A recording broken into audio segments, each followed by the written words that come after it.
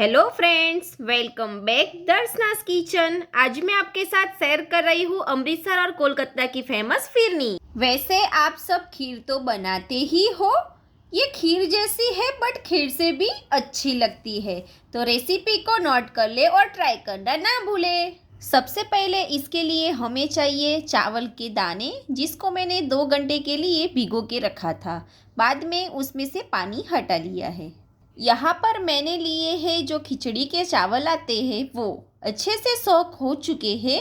अब इसको ट्रांसफ़र कर लेंगे मिक्सिंग जार में और इसको दरदरा पीस लेंगे। आप चाहे तो मिक्सिंग में पानी या दूध डालकर भी ग्राइंड कर सकते हो। अब ये ग्राइंड हो चुका है, देख सकते हो। इस तरह से मैंने दरदरी पेस्ट बना ली है। अब इसको कर लेंगे साइड में। गैस पर हम रखेंगे पैन और इसमें मैं ऐड कर रही हूँ 700 ml दूध और इसको अच्छे से गर्म होने देंगे। दूध बॉईल हो चुका है। अब इसमें ऐड कर देंगे हमारे पीसे हुए चावल की पेस्ट और अच्छे से इसको मिक्स करेंगे। ध्यान रखिए कि इसमें लम्स ना पड़े। जैसे जैसे दाने पकते जाएंगे फिरनी हमारी गाढ़ी बनती जाएंगी।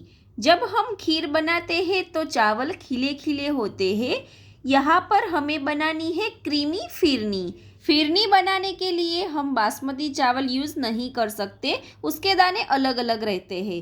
हमें इस तरह का चावल यूज़ करना है जो पकने के बाद चिकने हो, जिससे दूध को वो क्रीमी टेक्सचर दे। चलिए, तो बातों बातों में ये गाढ़ी हो भी गई है, तो इसमें जाएगा बादाम, पिस्ता, केसर और इलायची का पाउडर, जो मैंने पहले से पीसकर स्टोर कर लिया है। तो इसमें डालेंगे करीबन 3 चम्मच। डिपेंड करता है आप पे, आपको अच्छा लगे तो ऐड करो वरना स्किप कर सकते हो। पर इसका जो टेस्ट है वो एक अलग ही लेवल लेके आएगा आपकी फिरनी में। अब इसमें जाएंगी चीनी। भाई मीठा है तो चीनी तो ऐड होगी ही, पर इसको सबसे लास्ट में ही ऐड करनी है। अच्छे से गर्म होने देंगे चीनी को पिघलने तक। यहाँ पर मैंने हाफ कप चीनी का यूज़ किया है। चीनी पिघलने से उसमें से निकलेगा पानी, जो फिरनी को थोड़ा सा पतला करेगा।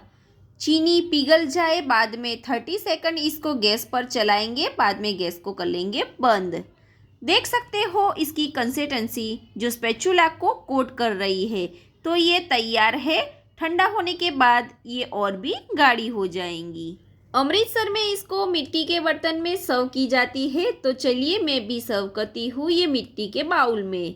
अब इसको रखेंगे फ्रिज में ठंडा करने के लिए। इसके बाद करेंगे गार्निशिंग और सर्व। वैसे तो ठंडी करके ये मस्त ही लगती है, पर गर्मा गर्म भी उतनी मस्त लगेंगी। ठंडी फिरनी तैयार है। ऊपर से गार्निशिंग करेंगे बादाम और पिस्ता से, और भी अट्रैक्टिव के लिए मैं लगा रही हूँ कुछ गुलाब की पंखुड़ियाँ। ठंडी होने के बाद देखिए इसका टेक्सचर।